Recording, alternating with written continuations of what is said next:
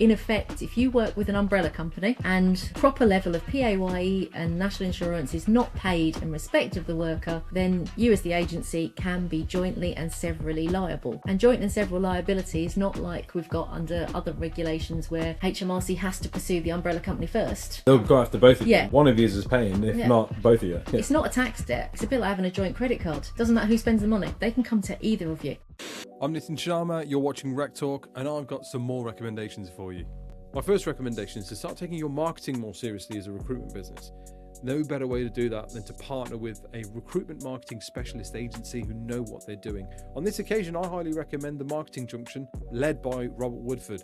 Robert's been in the recruitment marketing game for over 30 years. There's nothing he doesn't know about how to write the best blogs for your business, how to drive inbound traffic to your website, how to engage with a wider pool of candidates, a whole range of other marketing activity that you need top of funnel to drive the revenue in the end.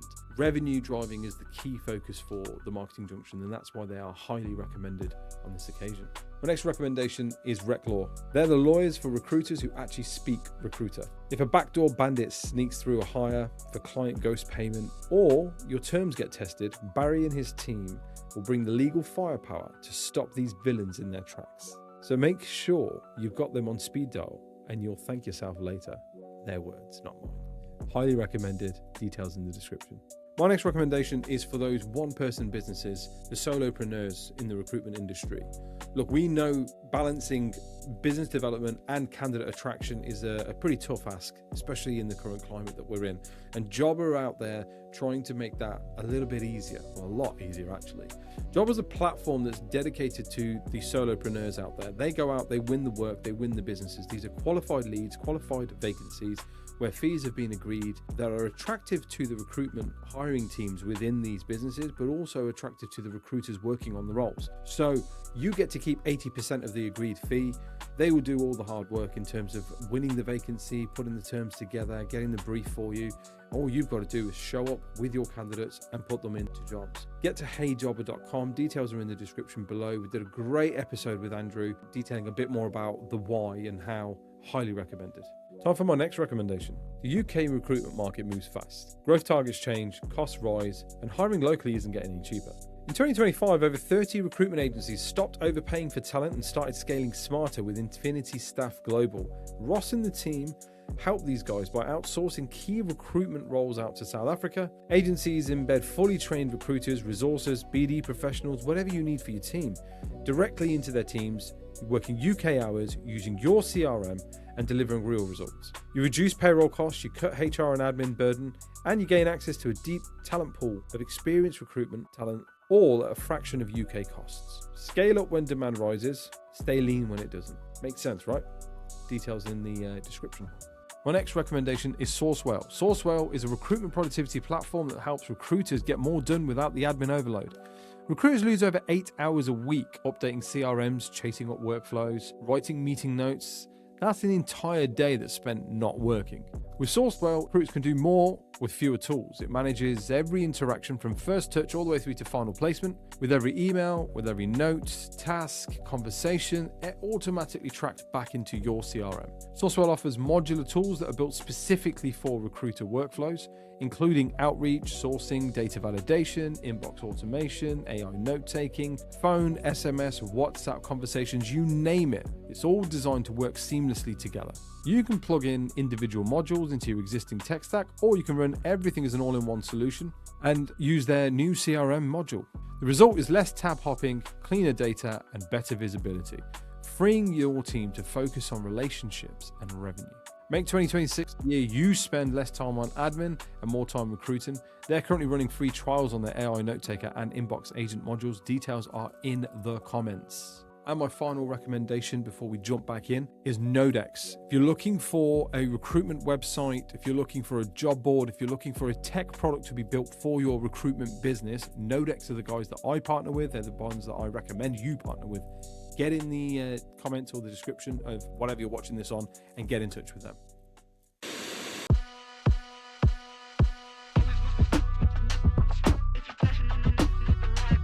Welcome back to another episode of RecTalk. I'm your host, Nitin Sharma. I'm filming today at the offices of one of our RecTalk's recommended clients, which is Lawspeed. Now, you'd have seen an episode previously with Adrian, one of the partners of the law firm, who was talking to us about kind of making sure, rather than getting to a point where you need a law firm, making sure that your terms of business and your operational procedures are in such a place that you don't necessarily need to find the antidote. You've got the cure already. Today's episode features Theresa, another partner in the business, and we're actually going to be talking about we're just coming off the back of your webinar and seminar that you guys did on the Employment Rights Bill. Yeah. A lot of conversation coming off the back of that, a lot of takeaways for you guys as well, right? Definitely. As a firm, to kind of be like, okay, this is where people's understanding is, and we need to kind of do a bit more in terms of educating. I'd love to hear more about that, and that's what we're going to kind of delve into today. So first of all, thank you for welcoming me to your lovely offices. Oh, thank you for coming all the way down here. Is it always this quiet? It is quiet, in particular quiet today. We've got a few people out today, so yeah, nice and quiet, but also we've kept it quiet. Yeah. This event today. No, I appreciate it. It's appreciated. Yeah. No, I kind of walked and I thought, oh, okay, yeah, it's a law firm, but it's not as hustly bustly as I thought it was going to be. And then I'm sort of like, well, is that because you're doing your job right? Yeah. You haven't got people panic phoning and going. Do you know, it's changed significantly since COVID. The phones used to ring all the time. More and more people are now, I'll just pop on a Teams call with you. Everyone's got their headsets on. Yeah. It's different. Yeah. And it's different people like things different ways. Some people love to pick up the phone and talk to us. Some people hate talking. There's more of those out there at the minute. Yeah, they just do not want to answer the phone. Yeah. So we cater for everything. Yeah. Whichever way anyone wants to work with us. No, I love it. Look, you had the seminar that you did. Tell me a bit about that. Where that came about from, and sort of let's then start digging into kind of the takeaways from it.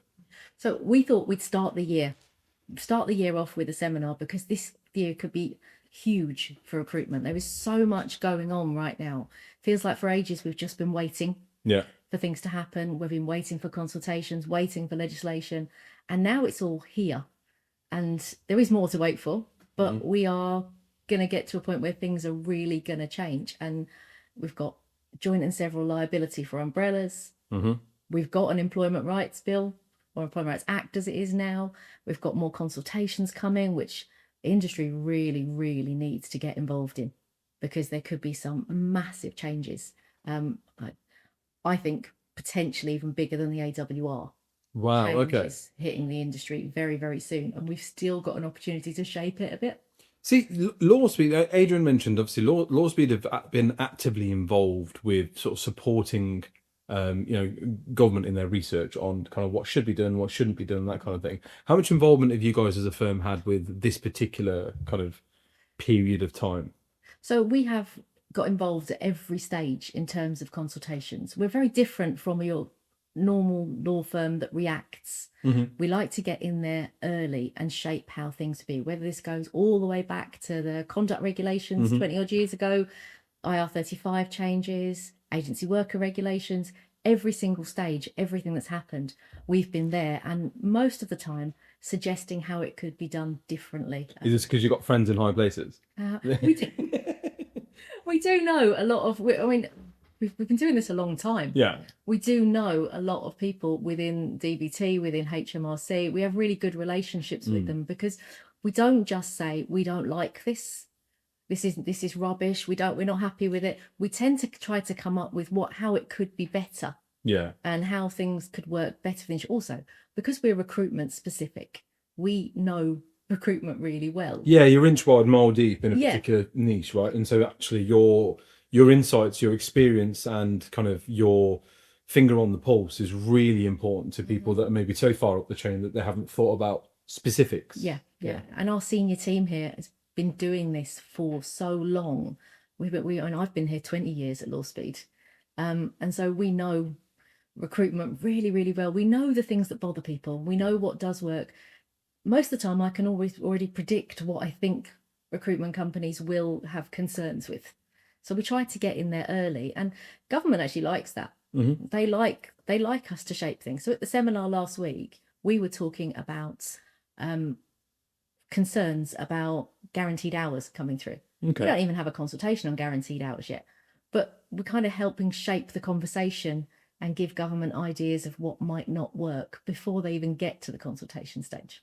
Because that's the most embarrassing part, isn't it? Where then people kind of hold back, see what comes through, and then they run a horse and cart through it, right? Because then it kind of, there's a validation piece there, and there's a sort of credibility piece within that. So actually, if you're going, look, before we even get to this point, look, these are some things to consider.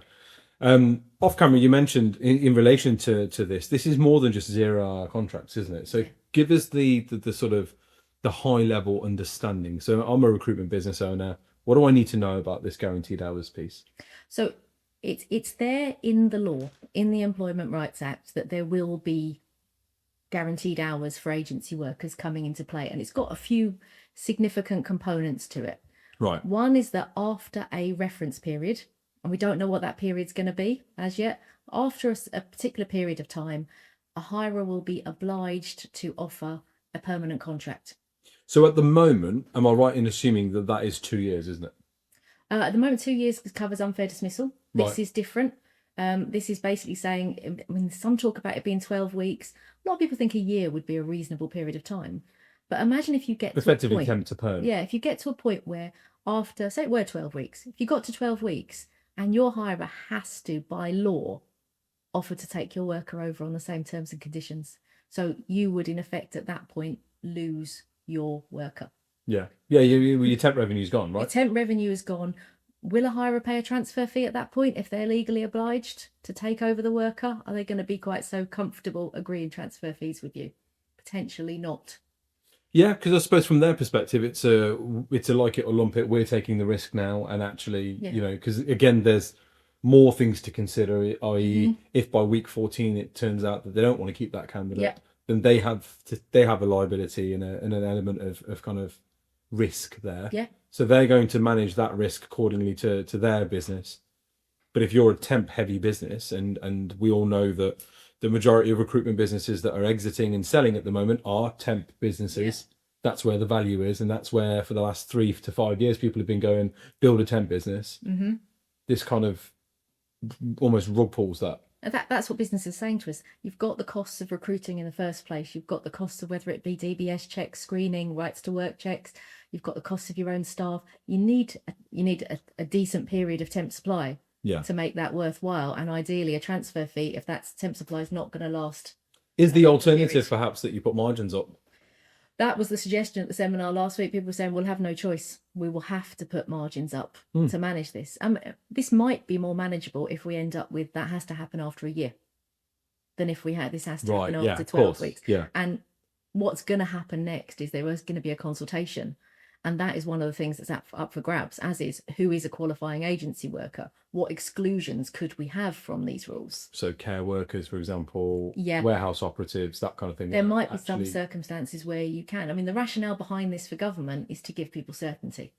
Yeah, I was going to say, so who is this to protect? I suppose this is to protect a long-term temp, right? It is to protect somebody who is long-term and maybe doesn't have any security in their role. Because, dare I say, more kind of employment world-wise, a vulnerable employee. Right. Yeah, it's intended that, but it's got a broad brush approach to it, and it's going to cover absolutely everybody. Well, we shouldn't cover limited company contractors because it's got a similar definition to the agency worker regulations. So it's sort of the same people covered by the agency worker regulations on the face of things will be covered by these new rules. Isn't that mad? So a minimum wage blue-collar role and a £500 a day specific IT contractor, for example, both fit in this kind of... Yeah. It's always been the position. Every consultation that's come out for the last 20 odd years has talked about vulnerable agency workers. Yeah. And it does just class everybody the same, apart from potentially your limited company contractors. But again, who might be covered by everything and got some exclusions. But that changed because there's less and less of those around due to AWR. And some people are suggesting this will actually lead to maybe an increase in limited company contractors again. But you've got to balance that against your IR35 and which one's riskier for the hirer, which route do they want to go down? Yeah, I can see the conundrum. And so as an agency owner, what's the timelines in this? How soon do I need to start not only thinking about this, but actually have a plan of action in place? I think it's maybe a little bit premature right now to think I've got to suddenly change everything or I've got to stop doing temp supply. No. Because we've got to have another consultation yet to talk about the detail. Yeah. The power is there. It's there in the legislation. They're talking about 2027. Mm-hmm. I mean, that sounds like a long way away, but it's It only really next year. isn't, is it? Yeah. But that's not set in stone as yet as to when this will come in. But there are so many things up for grabs right now that it's one of these consultations that people can't afford to ignore. But again, from what you're saying, my advice right now would be to agency owners to start having these conversations with your clients, right? Yeah. Because they either aren't aware, will be aware, and be planning something in the background, and now's a great time to start provisionally agreeing, handshake agreements as to, okay, if this happens, then this. If this is the case, then this. And putting your cards on the table and saying, look, we run all of these things and do all of these things at a cost, and we run our margins at this because, generally speaking, our temps tend to run for 6 months before you take them perm. Now, if we have to do that within 12 weeks, then our margins will have to reflect that. Yeah. And it would be a really good conversation to have prior to the consultation, because what government's looking for is the industry not to say, oh, I just don't like this, but to say, this is why, and this is how it's going to hurt us, because actually it's going to make things more expensive. It's going to impact upon the economy. It's going to damage growth. Yeah. And what the message we've had from government is that if you're going to do this, you need data. Yeah. You need to actually say how this is going to impact upon you. And if you have to have those conversations with a client about your margin needing to go up, well, maybe it takes the agency and the client to both push back and say, this is going to be more expensive, this is going to be damaging. And the trade bodies within the industry, because we work closely with, we run ARC. We respond to all of these consultations on that basis. But you're talking as though people have the power to change this or impact this in some way, shape, or form. Whereas your everyday business owner probably doesn't feel that that's likely, right? And I'm assuming you're talking from a point of experience where you've gone, look, this was what it was going to be. Then we stepped in and said, listen, this is what the people are saying. Yeah. And the amendments were made. Have you got an example of that to kind of put people's mind at rest? Yeah, completely. When the agency worker regulations happened, I mean, it was all technical stuff about who the comparator is and whether we have hypothetical comparators. But we pushed back hard on things like that, and they did make changes. We also, and even going back to the managed service company regulations, I can remember standing at a seminar and a guy from HMRC being there and saying, actually, do you know what, we're going to change that. And doing it there and then, or saying, oh, we already decided to change that, when we were pushing back saying there was something in it that was horrendous. And they said, no, we've recognised that and we're actually going to change that process. So it can happen, but this one is significant where it can happen, because it's not like JSL coming about and saying, here's a piece of legislation, this is going to happen. Yeah. And there's an opportunity for people to comment. This is actually asking for industry views on what this period of time should be, and who should be excluded and who should be within this. So government is actually, when this consultation comes out, seeking feedback. So how do people get involved in this dialogue? So when the consultation comes out, there will be an opportunity for individual businesses can respond to it. But the best way is probably via a trade body. And feeding back on all that information. So we will be doing that through ARC, the Association of Recruitment Consultancies, and feeding back that information. It can all be gathered together. But I'm sure the other trade bodies will also be doing the same thing. And I think we will all be on a consistent message. Yeah. That this just could be better for industry. We're not going to get it shelved completely. I think that's probably unrealistic to think about. I mean, we can hope, but I don't think it's going to happen. But the thing, do you see why they're doing it? Because I can kind of see it. Right? Yeah. I know people. Look, I kind of never hide this from anybody. Right? I am from a rough area of Coventry. I'm very proud of where I come from. Yeah. People like me aren't supposed to be doing what I'm doing. Right? I know people who are on minimum wage jobs, going from temp work to temp work to temp work. I get it. I get why we're trying to protect these people. And I appreciate that there's obviously a blowback on kind of agency margins and sort of the profitability of a business. But actually, I think it makes sense. It does make sense because, these guys, and when we had a temp desk and we were doing warehouse operative work and raw mail contracts and things like that. These guys were providing us with our bread and butter to feed to pay our staff. This is revenue that we were building our business off the back of the hard work of these people, and so it is our responsibility as business owners to make sure that they're looked after. And because there were people that would just let go at the drop of a hat.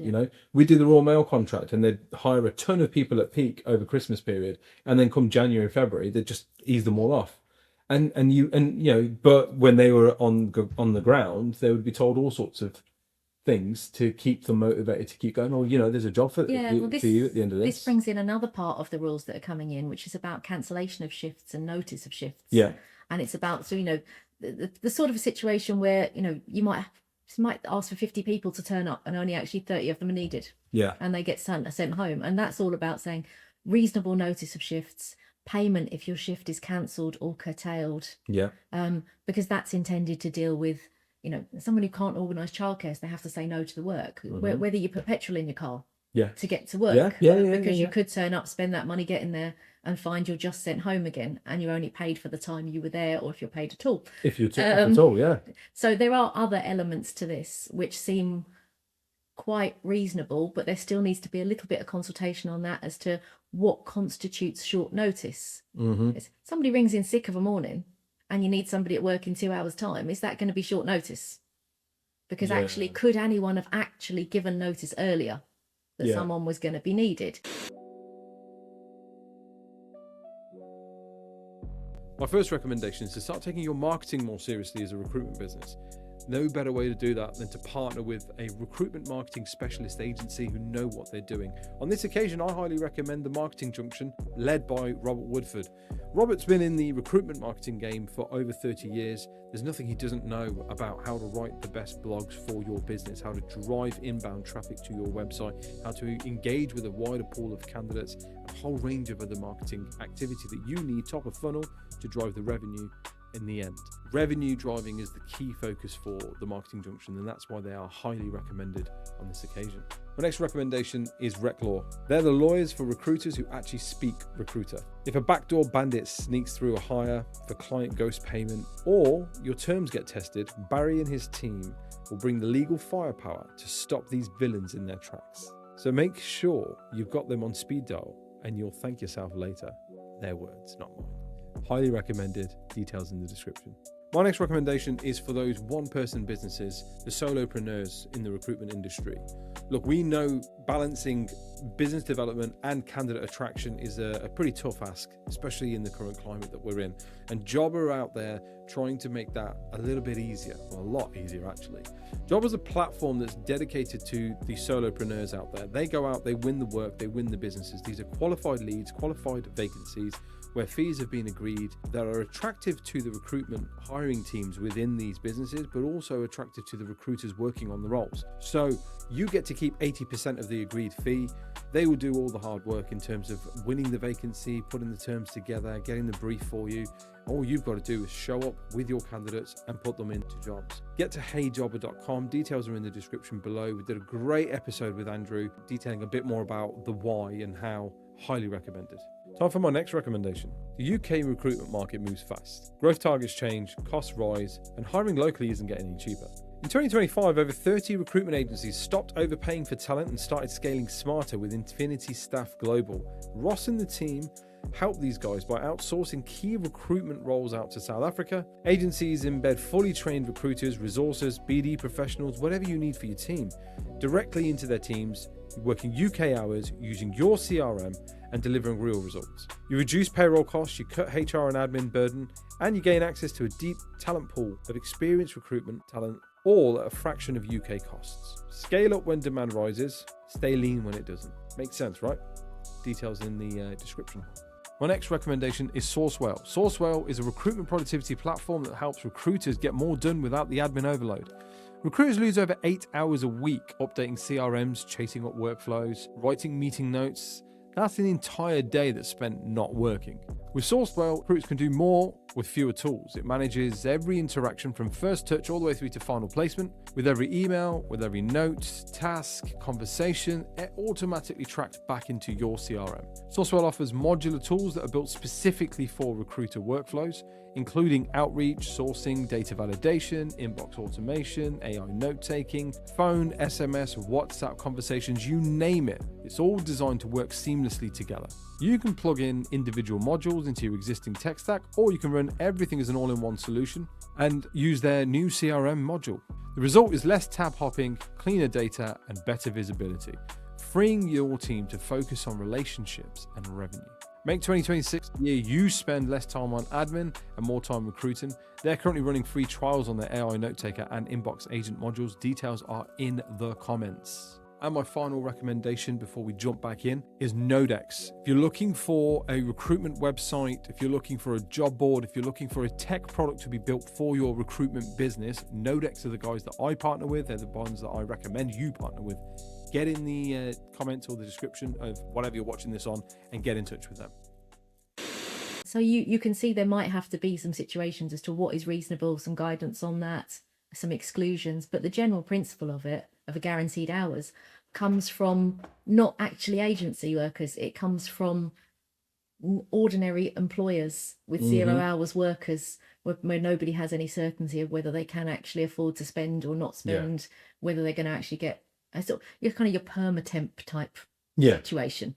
So you can see where it's coming from. You're kind of sports shop workers that are actually college or university students, and it's just making sure it doesn't actually put people out of work to make it actually viable, because agencies are fantastic about a way of getting somebody into work in the first place, or getting somebody a foot in the door, and just making sure that this isn't detrimental to that in any way, and it's a reasonable period of time. A perfect storm right now, though, because actually candidates are getting harder and harder to secure, right? At all levels. There was a period of time where, candidates were so plentiful that actually the focus was always treat your clients well, focus on your clients, and you'd give the most junior person in the job in the company the job as a resourcer, just blast the phones, get as many people in, right? Whereas now I'm seeing actually a lot of the smarter businesses that I kind of speak to have gone, no, we've got really good experienced personnel looking after our candidate journey and our candidates, because they're getting harder and harder to find and keep in kind of engaged and sticky, right? I think this just feeds that, because actually you as agencies and as business owners, we should be advocating for our candidates, and we should be saying to our clients, no, you cannot cancel a shift last minute. You shouldn't be treating people this way. I refuse to provide you with staff for you to treat in this manner. Do you know what I mean? I do. I can't that part of it. But then maybe I'm being a utopian, right? That part of it, I completely understand, and I think it's all about just achieving a balance of fairness between all the parties in it, so people aren't exploited, but at the same time, agencies can still continue to work in their way. And what you say about the candidate journey is really interesting, because I think I'm seeing more lately of people looking at maybe retained search and selection on the perm sides of the businesses, which is probably more about nurturing the client and actually recruitment businesses getting paid for what they are doing rather than just on the result. That's it. We're definitely seeing more people coming to us for terms covering those. I was going to say, are people coming to you now with kind of a different type of what I call non-core recruitment offering sort of requirements? Things like, we want to sign these guys into a mini RPO, a subscription model. We're going to guarantee them so many placements per year for this. Do you know what I mean? Which again needs ground up kind of thinking about in terms of terms. I mean, there's always the sort of standard type arrangements, the contingent perm work, there's the out your average sort of general supply. But yes, there's more people coming to us working more on a consultancy type basis.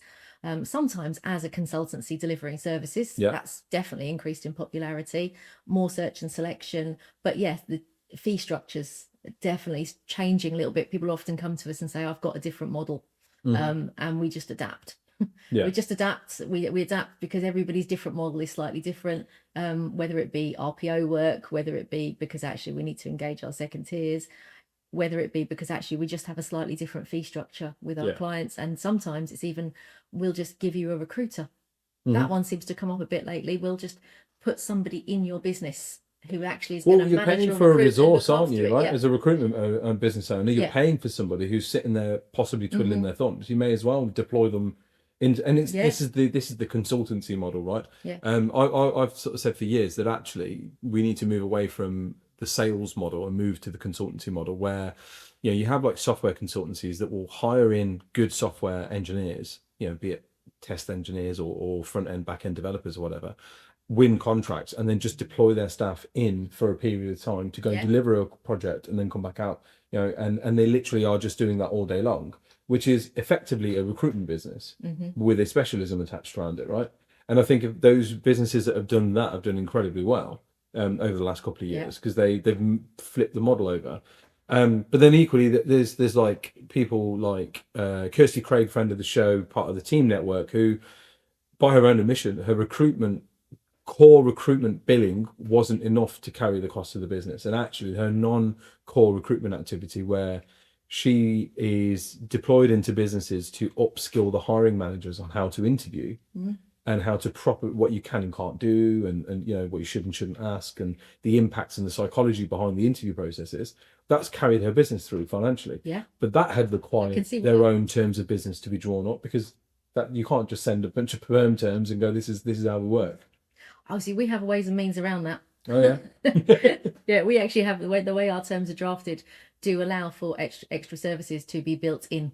So it makes it a really simple process. And often people come to us and say, actually, I want to do a bit of consultancy work, but I also want to do the recruitment, and I also want to get my recruitment fees. So I want an all-encompassing and set of terms. all-encompassing. And actually, it's quite a straightforward. The way our terms are drafted, it's quite a straightforward mechanism to do that. Interesting. But yeah, we find that we work to our clients' needs, and our clients are all in recruitment. Yeah. And everybody needs a slightly different. And there's nothing you haven't seen then, is there? There's always a variation of something. Yeah. It's a rarity that someone comes and sits with something completely new that we haven't come across or we haven't drafted terms for before.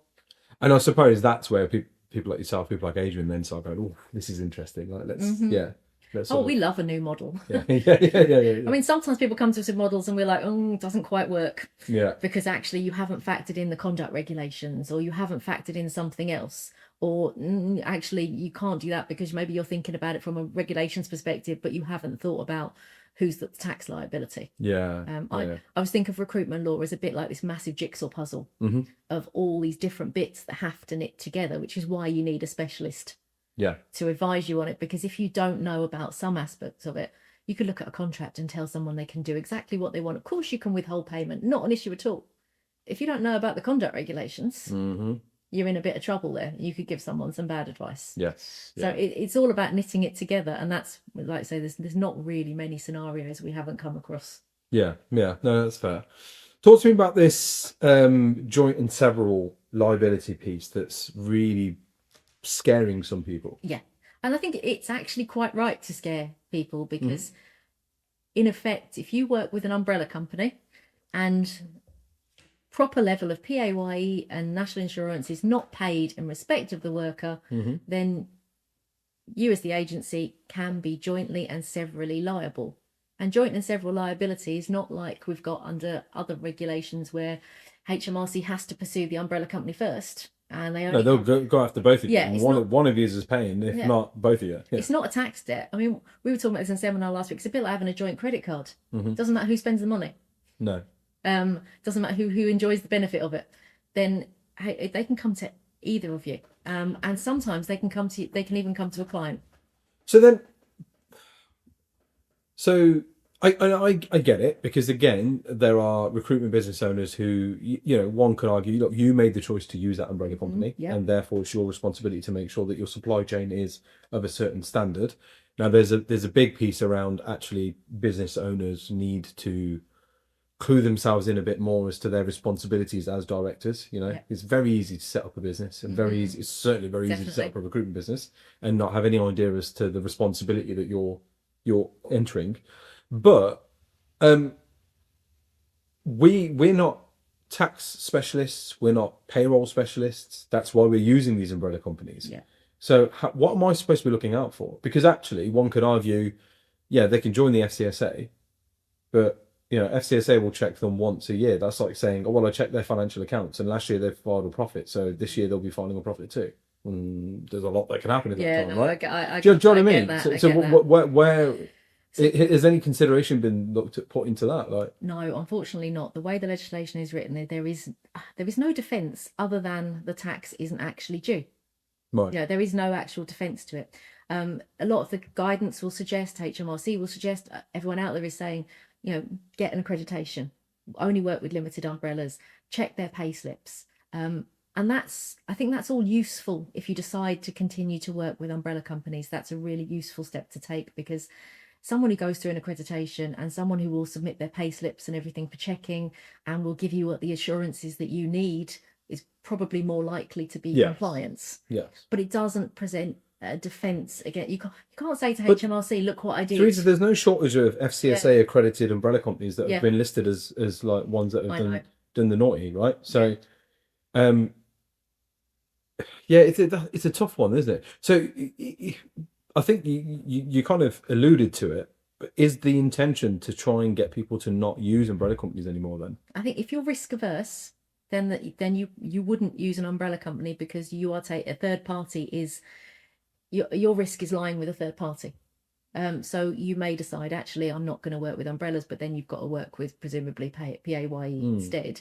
I think what more people in the industry are doing is saying, well, why do we use umbrellas? What benefits can we gain from using umbrellas? And managing that against the risk. And the number of umbrellas has already dropped. I mean, there's no like set statistics saying this is exactly how many umbrellas there are in the country, but previous consultations talked about 750, talked about 500. The most recent guidance talks about 400.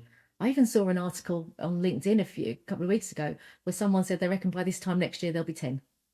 I think that's a bit much. Yeah, but everybody we speak to says, well, I'm going to keep my PSL tight. I'm going to look at the umbrellas that I'm working with.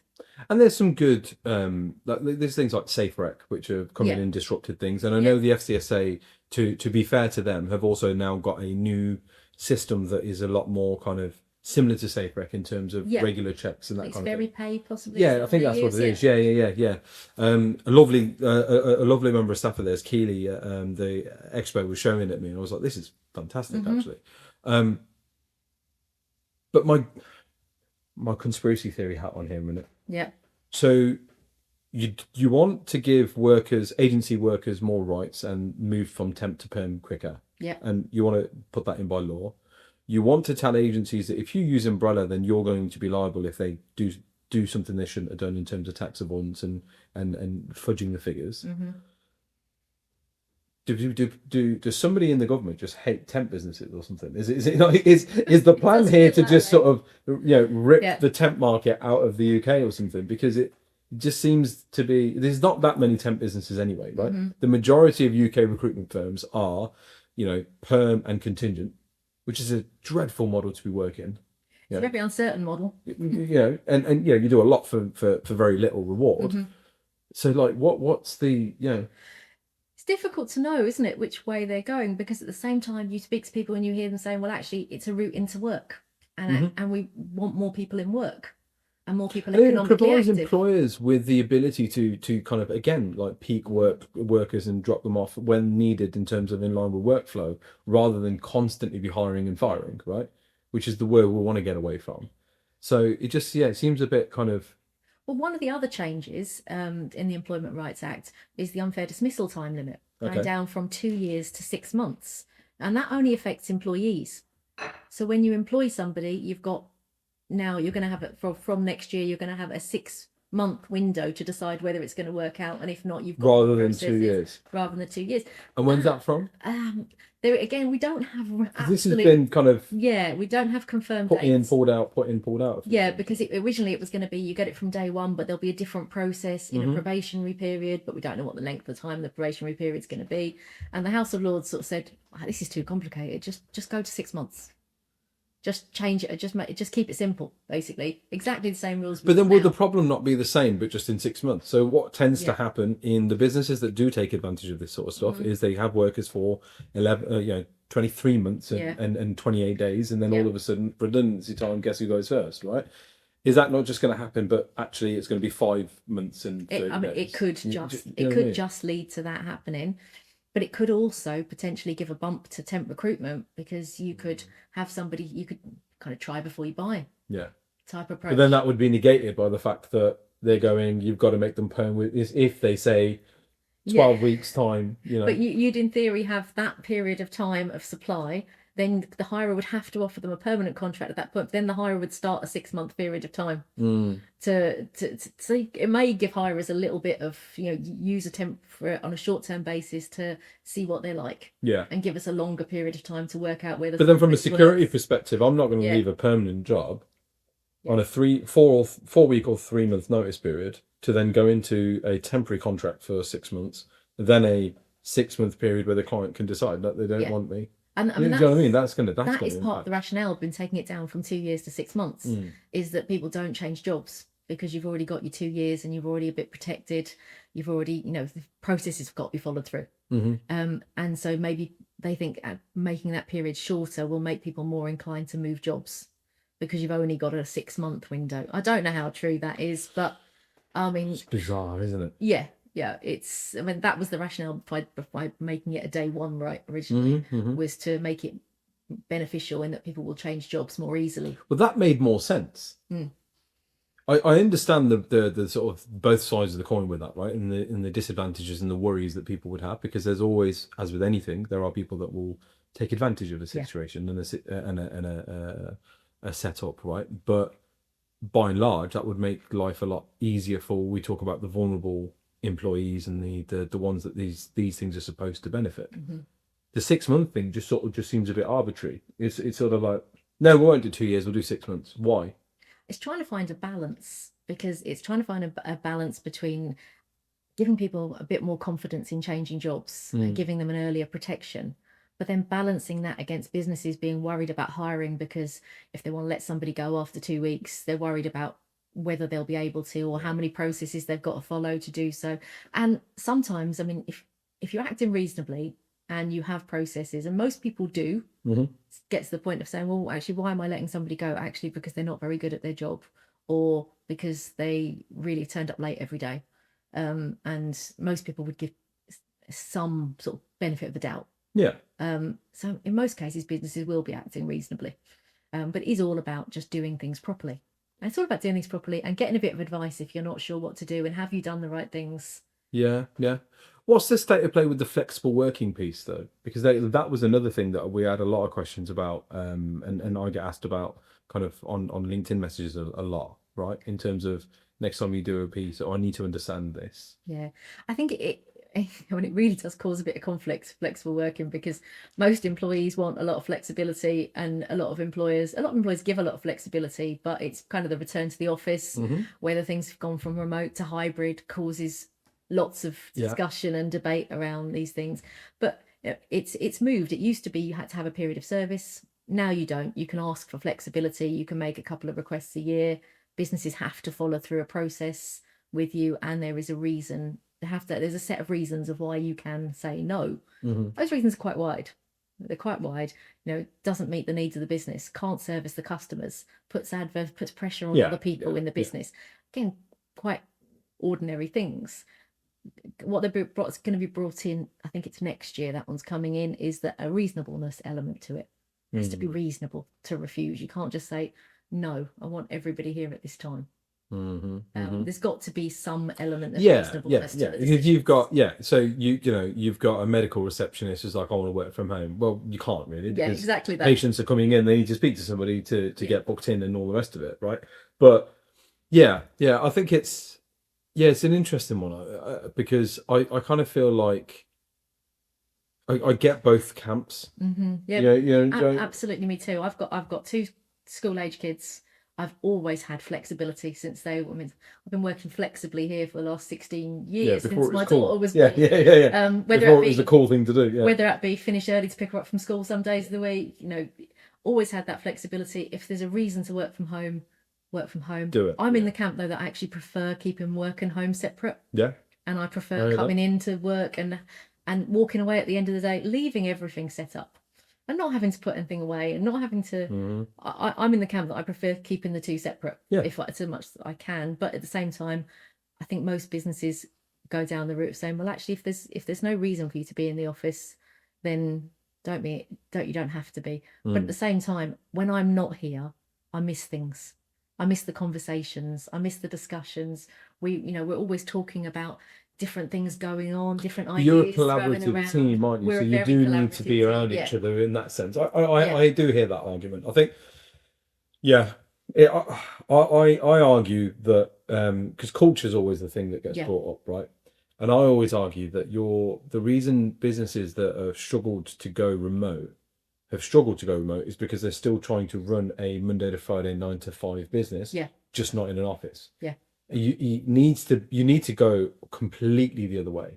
So my guys, and I'm very open about it, is that we work on as a team and as a business, we work on financial goals and deliverables. Here's the things that we need to do for our clients. Here's the things that we need to put out in the public domain. Here's the things that we need to be doing behind the scenes. And here's our revenue target. If all of those things are done, I don't care how you work, when you work, where you work. I don't. But if any of those things start to fall off, then a very adult conversation needs to happen, which is, I've given you rope. Rather than climb it, you've hung yourself. So we need to part ways. And I think for me, so far, it's worked. Now, is that scalable? I don't think so. But how many businesses right now are thinking about scaling? I don't think that many, really. I'd agree. I think most people are very much like, we're doing okay, we'll stay where we are. That's it. Yeah. We'll stay where we are. It's funny, when you've had your arse kicked that many times, you just kind of go back in your box eventually. Things get better. I think the difference with that, and I suppose us here, is that we are available to our clients at certain times. And the expectation is, and we manage that expectation, that we get an email in, we get a phone call in. Sometimes it's super urgent. Sometimes it's no, okay, I'll get back to you in a day or so. And you can manage that. And that sort of thing is, yes, you could do that to somebody who's not here. But when the phone rings, that's more difficult. And the expectation. So it is like, so I'm always been really lucky, because I've had that flexibility without ever really having to ask for it. And because it just comes about from work and life.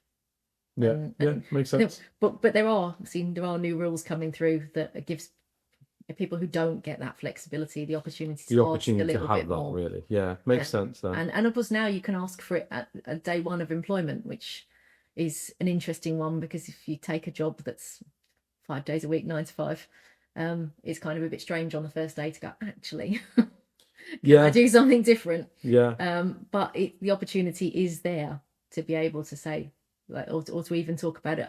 I mean, I think a lot of people do talk about it during the recruitment process.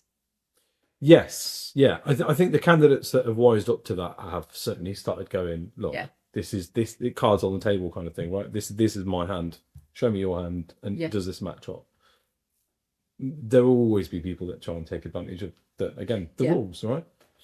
What were some of the other takeaways from this seminar? What are people concerned about? What are the other recruitment businesses that attended? What are they talking about that surprised you, perhaps? I mean, guaranteed hours and joint and several liability were the two main things that were talked about. The statutory sick pay changes were an interesting one. I think this do cause people a little bit of concern that, again, somebody might just push the envelope on them a little bit. That currently, but equally, then you've got the balance there, haven't you, of people who are genuinely unwell shouldn't come to work. And maybe statutory sick pay from day one will help those individuals not come to work. Some agencies are concerned that it's just a cost that they have to meet. They're not getting paid that from their hirers, and dealing with that. The other one I think that came up a lot from the seminar was the intended changes to right to work. That currently today an employer cannot employ somebody who does not have a right to work in the UK, and it's illegal to be employed, but it's employment. And if you've got an agency supply, often they're not actually employed by the agency, and they're not actually employed by the hirer, and there's this massive loophole. Right. Yeah. Can be filled by contract, and often it is filled by hire and RPO contracts. But it's the law will be extended. It's written into law. We just don't have a date yet. That worker contracts will also have to have right to work checks, and online matching services do seem to encompass recruitment. that there will be a little bit more onus, which means there is a little bit more potential liability. So it's not just a matter of contract or employment agency standards popping along to say, actually, you should have done these checks. It's more about the potential £60,000 fine per worker. Yeah. And businesses getting it right, using share codes, using face-to-face checks, using ID service providers, not relying on video calls. Because that's probably the area I'd say most people fall down in, or send me a copy of your passport and we'll have a chat online, or it's not enough to establish a defence. No. So that's something then some recruiters have got to change. There were lots of other small changes coming in, lots of discussion about tribunal time limits changing, and on the JSL piece, a lot of discussion about what RPOs are doing. Because the way the legislation is written, it's the agency at the top of the chain that has the joint and several liability. Right. So if you've got hirer, RPO, agency, umbrella, it's the RPO that's taking the liability. And, quite understandably, RPOs are going to filter that down. Yeah. Going to filter that down. And in some cases, it's you can't use umbrellas. You can only use specified umbrellas. You can only use umbrellas that we've done the due diligence on, that meet our criteria. Which I think is fair. Yeah. So you're supporting the RPO filling these vacancies, and they're the ones that sit with the liability. So absolutely, they should be able to dictate. Yeah. What So there was a bit of discussion about what different people are seeing.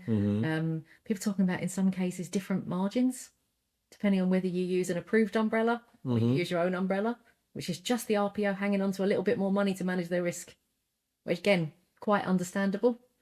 Yeah. And the need to update contracts, because if you're getting new contracts down the line, dare I say cynically though, just on that last point, but okay, you withholding a bit, you changing the margins and dropping 50p off my margins an hour, you're not putting that money to a side saying, oh, you know what, actually what we'll do is if we then have a fine or whatever, there's a pot of money dedicated to it. What you're effectively doing, and this is as a business owner looking at that, what you're effectively doing is you're penalising me for going outside of your PSL, which you probably get a kickback for using them or encouraging people to use them. Could be. You know what I mean? Like kickbacks in this sort of the umbrella industry and things like that. I mean, they're not as prolific, I think, as they were. No. But they still exist. Yeah. As do volume rebates and things like that. Exactly. Kickbacks by another name. Yeah. It's all kickbacks. But they also then call them partnerships, call them affiliate schemes, call them sponsorship deals, whatever. They're kickbacks. But they also exist in agency to hire contracts and things like that as well. Yeah. It happens, and you can see people looking at it going, well, commercially we can do something here. It might not be to add it into a little pot. No, yeah. You might be right to be cynical on that. It might be dressed up as hey, this is for us managing our risk, but it's not. It's because you're not getting whatever you call it. Yeah, I mean, it's easy from us looking at this from a legal perspective sometimes to be very cynical about this, because we tend to only ever see the problems in the industry. Yes. You don't come and consult somebody generally if everything's going perfectly. Everything's going well and all. Yeah, we sometimes we see the worst candidates and we see the worst hirers, and so it's easy to be cynical. So we do try a lot of the time. Yeah, you're right. And that's not respected. That's not not to be. That's not representative of the market or the industry, is it? But absolutely worth knowing about that thing are out there and to be aware of, right? That's why we can draft fantastic contracts, because everything comes about from a problem. Yeah. Every single thing we put in a contract is because we're talking about actually this could happen or has happened. And that's why we can draft really strong protective contracts that businesses might sort of say, okay, well, actually, I didn't envisage that happening, but when it does, it's covered. Yeah, I'm with you. That's cool. Right. Any closing thoughts? Anything you want to leave people with that they should be thinking about? I think there's a lot happening. Happening in the next few months in terms of consultations coming about. There is a lot happening as regards the JSL. I think it's now the time to act. If you're thinking about refining down your umbrella PSL, making sure you've got strong terms in place with your umbrellas, making sure things have been updated to deal with this legislation, just, I suppose, planning and foresight at this point. There's things people don't even think about right now that might need to be altered, even down to key information documents. Employment Agency Standards is becoming the Fair Work Agency. You've got to change your name and your phone number. on your key information document. You might need to update temp contracts, internal policies, employment contracts, because most of them say 3 waiting days for SSP. They'll no longer be correct. It's just making sure that you've got the right things in place. But I suppose the biggest message would be that when these consultations come along, there is a huge opportunity to shape things, because the government is asking for input from the industry. We're not just saying, or they're not just handing us and saying, this is how it's going to work. They're going to be asking the questions about how it should work. And if we just say nothing, we'll just end up with a piece of legislation.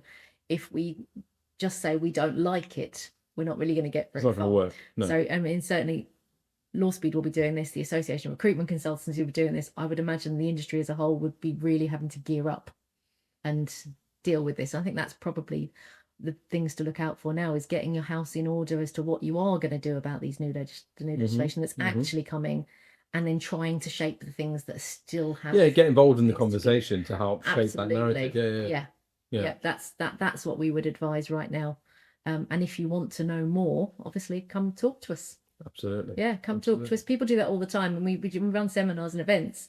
But even just yesterday, somebody couldn't make the event, so we just hopped on video call and we ran through everything that was happening, their own concerns, and they've gone away knowing what to take, even to take back to their board meeting about their risk. Just doing it in a knowledgeable way from somebody who's independent. We haven't got any vested interest in. We don't provide an umbrella service like a vetting umbrella companies. We're not an umbrella company. We've got no reason not to tell you the truth about where everything lies. Yeah. I love that. Thank you so much for going into the level of detail you did.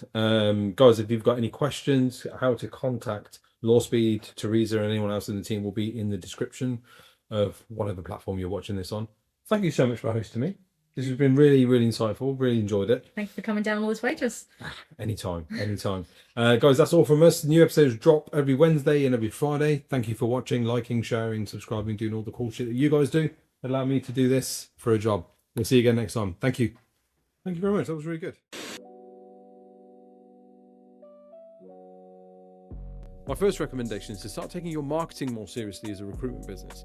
No better way to do that than to partner with a recruitment marketing specialist agency who know what they're doing. On this occasion, I highly recommend the Marketing Junction, led by Robert Woodford. Robert's been in the recruitment marketing game for over 30 years. There's nothing he doesn't know about how to write the best blogs for your business, how to drive inbound traffic to your website, how to engage with a wider pool of candidates, a whole range of other marketing activity that you need top of funnel to drive the revenue in the end. Revenue driving is the key focus for the Marketing Junction, and that's why they are highly recommended on this occasion. My next recommendation is RecLaw. They're the lawyers for recruiters who actually speak recruiter. If a backdoor bandit sneaks through a hire for client ghost payment, or your terms get tested, Barry and his team will bring the legal firepower to stop these villains in their tracks. So make sure you've got them on speed dial, and you'll thank yourself later. Their words, not mine. Highly recommended. Details in the description. My next recommendation is for those one-person businesses, the solopreneurs in the recruitment industry. Look, we know balancing business development and candidate attraction is a pretty tough ask, especially in the current climate that we're in. And Job are out there trying to make that a little bit easier, well, a lot easier actually. Job is a platform that's dedicated to the solopreneurs out there. They go out, they win the work, they win the businesses. These are qualified leads, qualified vacancies, where fees have been agreed that are attractive to the recruitment hiring teams within these businesses, but also attractive to the recruiters working on the roles. So you get to keep 80% of the agreed fee. They will do all the hard work in terms of winning the vacancy, putting the terms together, getting the brief for you. All you've got to do is show up with your candidates and put them into jobs. Get to heyjobber.com. Details are in the description below. We did a great episode with Andrew detailing a bit more about the why and how. Highly recommended. Time for my next recommendation. The UK recruitment market moves fast. Growth targets change, costs rise, and hiring locally isn't getting any cheaper. In 2025, over 30 recruitment agencies stopped overpaying for talent and started scaling smarter with Infinity Staff Global. Ross and the team help these guys by outsourcing key recruitment roles out to South Africa. Agencies embed fully trained recruiters, resources, BD professionals, whatever you need for your team, directly into their teams, working UK hours, using your CRM, and delivering real results. You reduce payroll costs, you cut HR and admin burden, and you gain access to a deep talent pool of experienced recruitment talent, all at a fraction of UK costs. Scale up when demand rises, stay lean when it doesn't. Makes sense, right? Details in the description. My next recommendation is Sourcewell. Sourcewell is a recruitment productivity platform that helps recruiters get more done without the admin overload. Recruiters lose over 8 hours a week updating CRMs, chasing up workflows, writing meeting notes. That's an entire day that's spent not working. With Sourcewell, recruiters can do more with fewer tools. It manages every interaction from first touch all the way through to final placement. With every email, with every note, task, conversation, it automatically tracked back into your CRM. Sourcewell offers modular tools that are built specifically for recruiter workflows, including outreach, sourcing, data validation, inbox automation, AI note-taking, phone, SMS, WhatsApp conversations, you name it. It's all designed to work seamlessly together. You can plug in individual modules into your existing tech stack, or you can run everything as an all-in-one solution and use their new CRM module. The result is less tab hopping, cleaner data, and better visibility, freeing your team to focus on relationships and revenue. Make 2026 the year you spend less time on admin and more time recruiting.